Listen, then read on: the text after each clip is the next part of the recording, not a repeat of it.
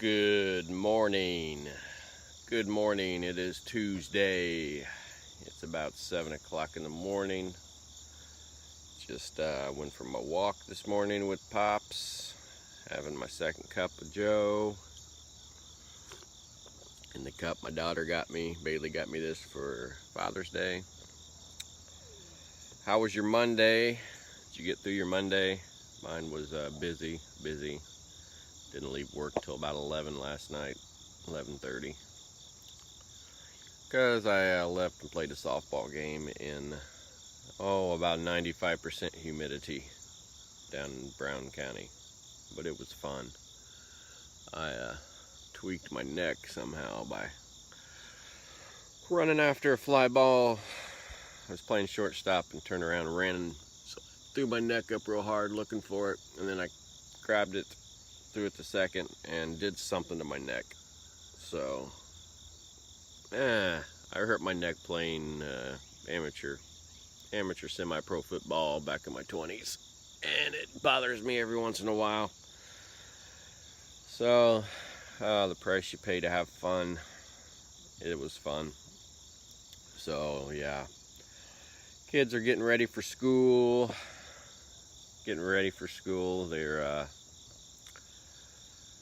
They text me this morning. They told me that they're going to have to ride the bus this morning. Usually they get Eli, my little cousin, on the bus. I think he's in 4th or 5th grade. And then drive back up to our other cousin, Haley's. She just got her license not too long ago. And then she takes my 2 kids to school. They're both in high school now. They're both in high school, my 2 youngest kids. Got 3 kids. And so, yeah, the last 6 years. See, we live back on a lane about a half a mile back from the road.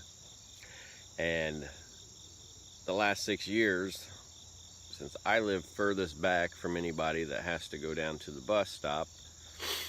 See, we live on about 100 acres out here. There's about 10 houses. My parents live up at the other end of the lane, and the rest is all family, all cousins. And it's our little compound out here. It's nice. But yeah, the last 6 years, since we lived the farthest back, I was the one taking them down to the bus, and I would pick up the kids along the way and wait for the bus and then come back and finish getting ready for work. Well, Shelby now, she just turned 17, but she's got her permit.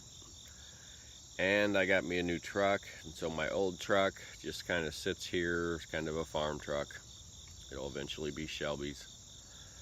So I came up with the idea, okay, Shelby can drive down to the end of the lane, get the kids on the bus, and then she can drive it back up and park it at Haley's house, and Haley takes them to school. So when they get off the bus, then they just drive the truck back. And I don't have to do it anymore, which works out nice. So yeah, today she said we had to ride the bus today, and I said, okay, well, just drive down to Eli's, pick him up, and get him on the bus. Park the truck up at Savannah's. Eli's at Mom's. Park the truck up there, and she's like, text me back. She's like, you mean we have to walk down to the bus stop? And I said yes. And then my first thought after that, I text her back. I said, fine, you lazy bums. I said, I will come get you and get you on the bus. And then I thought about it for a minute. I thought, no, you go get yourself, you walk down there. That's not even a far walk. They are the first house in the lane. And so it's not even a far walk. And that's kind of the topic I want to talk about today. Because, yeah, I think most parents would be like, oh, yes, I will pick you up. I don't want you to have to go through any strife. And I think that's what's wrong with a lot of people is their kids grow up to be pansies because they try to protect them too much. They try to do too much for their kids. And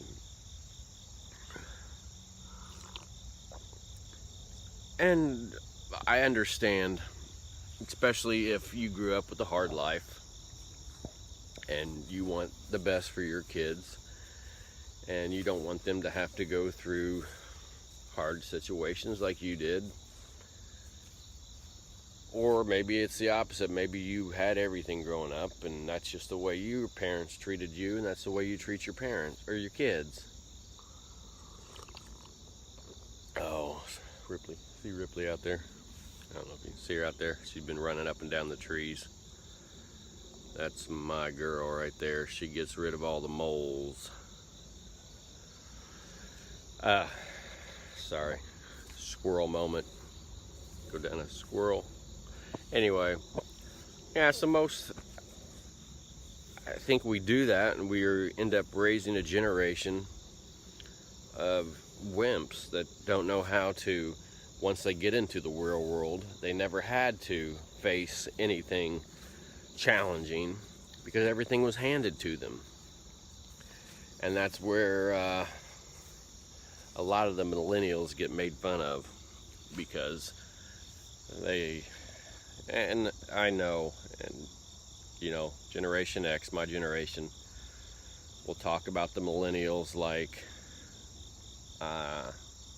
you don't do anything, you want everything handed to you. Maybe for the majority, I don't know. I know there's lots of people. My daughter, my oldest daughter, Bailey, man, she is been going to school full time. She does online school. She works full time as a kindergarten teacher. She works at a private Christian school, so she doesn't have to have her teacher's license yet. I don't know how that works. Sorry for the slurping. Plus, she waitresses a couple nights a week, and she also, on the side, sells this toothpaste, this whitening toothpaste. So she is working her butt off. So not all the millennials are like that. I know that. I understand that. But when you raise your kids to not try to keep them away from any conflict, any strife, then you're not doing them any favors at all. I was thinking of one example of a friend of mine who's coached baseball with me for the last 8-9 years. He's got 2 twin boys that are my son's age, and he's hard on his kids, to say the least. And so we were playing the tournament last weekend, and I was trying to find a pitcher. I couldn't find a pitcher that would just either, I said, don't walk people, don't hit people, just either throw strikes. That's all I need, is somebody to throw strikes. And so I put in one of his boys, and he was struggling a little bit to throw strikes, and his dad was hollering at him from the dugout, and of course his son was hollering back at him from the pitcher's mound. And he goes, "You suck." He said, "You suck." And after the game, he's like, "I probably shouldn't have said that," but that he's hard on his boys, and his boys are going to grow up, and they are going to be able to, they're going to go far in life. They're going to have, when they meet challenges of life, they are going to be able to face them because their parents didn't baby them. They didn't coddle them and keep them away from any conflict. They were tough on them. They made them do stuff. And so that's how we should be raising our kids. Not to just try to do everything for them. Because when you get into life, you get into the workplace, it can be a mean place. And not even just the workplace, just life in general. You know, our life, we have been kicked so many times by life in the last 6 years. It has just been a roller coaster, and when you fight back against it, God will put his hand on you, and he will show you that he is there, and he will help you through. He will help you through, but he's not just going to hand it to you. You know, the old saying, the Lord helps those who help themselves. And that's not in the Bible, but it's true. It's true. I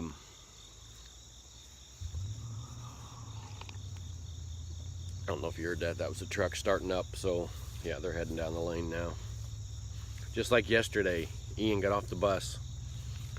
And he was the only one. Nobody was there to pick him up. First thing he does, what's he do? Calls me. Because it was super, super hot and humid. I mean, but he's like, who's picking me up? I'm like, I don't know, I'm at work. Walk. Or call your mom. Call your mama. And so, I think he probably did. I think Mama did come down there and get him, because he would have been drenched in sweat if he had walked all the way back to our house. But anyway, yeah, so that's my rant for today. That's my thing for today is, especially you young ones, you have kids, don't do everything for them. You know, make them do things. You know, I've always had the thing with all my kids. I make them, you know, if they want something we're at a restaurant or something and they want something extra and they're afraid to go up and talk to the cashier, I make them go. You got to make them do stuff like that. And yeah, they're scared. They don't like to interact with people. They're going to be frightened to do something. But once they do, every time, I ask them, I say, that wasn't so bad, was it? They're like, no. And the more and more you push that, the better they're going to become. So, lost my coffee over there. So, that's my advice, especially to you young parents that are just starting out and you're going to have kids. Let the grandparents baby them. Let the grandparents coddle them. That's what the grandparents are for. It's our job to get them ready for life. Get them ready for hard things that's going to come. So anyway, as you go through your day today, it's Tuesday. We used to call Tuesday in football back in high school Black Tuesday, because that was the day we had the longest practice.